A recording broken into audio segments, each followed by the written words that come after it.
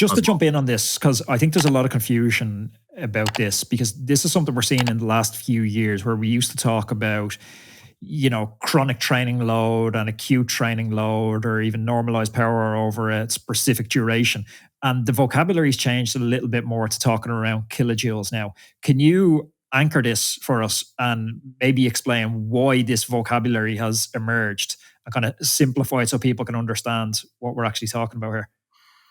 So ultimately, of course, it's covering a distance. But the problem a little bit with that is that it's very hard to anchor that in ultimately calories. Because in the end, again, I'm going to exaggerate to just make a point. And that is that if there is no velocity without power, there's no power without calories. Simple as that.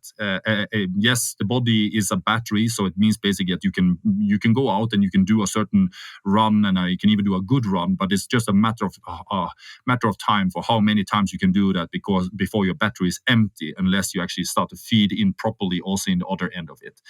And that also ties back into that I think that today, talking about relative values like power per kilogram and or watts per kilogram, or VO2 max as a milliliters per minute per kilogram, for example, you're shifting the focus on when you are stagnating a little bit. Instead of looking at, okay, where can I now improve, you rather think, okay, I have to reduce my weight. And the flaw with starting to reduce your weight is that we are organic creatures. And in order for anything organic to grow, you need food in, you need in energy there.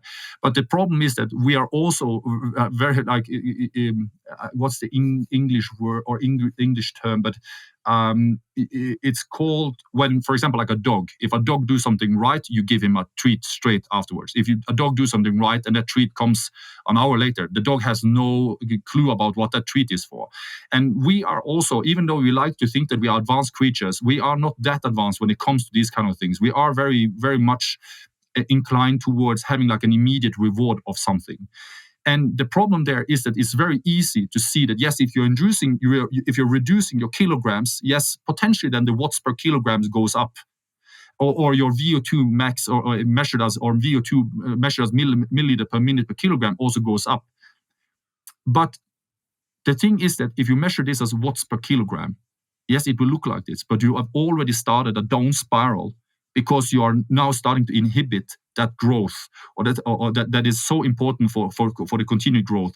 Because instead of trying to be smart about how you do the training, you start to overly focus on, we are stagnated, our program must be perfect, so it can only be done now by reducing the weight. No, most likely is about looking at what can you do with the stimulus, what can you do smarter in your program, and still make sure that there is a calorie at least balance, or preferably a slight surplus even, to continue to promote growth. And that but how do we then quantify it? How do we know this? The thing is that also when we've done several tests, or I don't know now, over a decade more or less, is that we also have seen that when you are reduced, so yes, you can improve your watts per kilogram, but the interesting finding that we almost find every time as well is that actually that relative VO2 goes down at the same time. So it's easy to think, well, if watts per kilogram goes up, most likely also your VO2 max measures, relatively speaking, so basically milliliters per kilogram also goes up. But that's not the case. We very often see the opposite.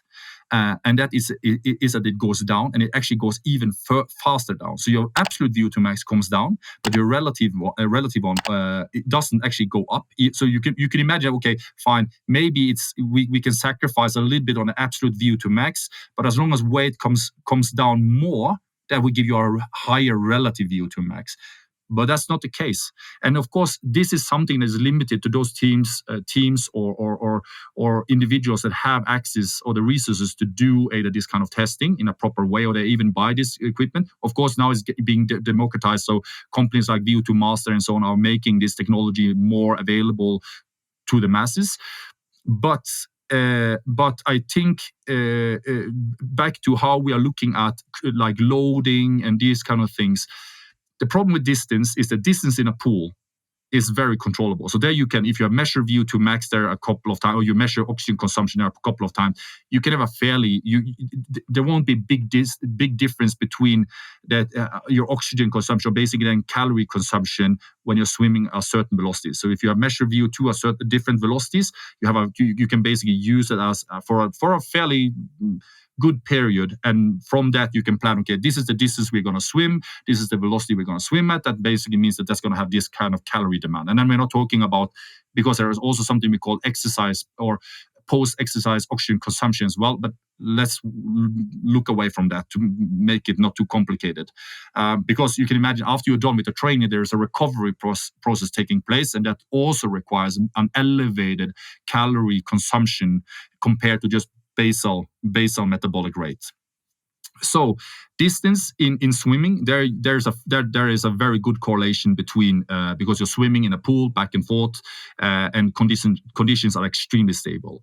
When it comes to running, then things start to get a little bit more complicated, because you can have wind, other environmental factors that will have an influence, but not that much. But of course, starting to run uphill, downhill, and these kind of things, now distance is not as easy anymore, because distance is measured normally flat.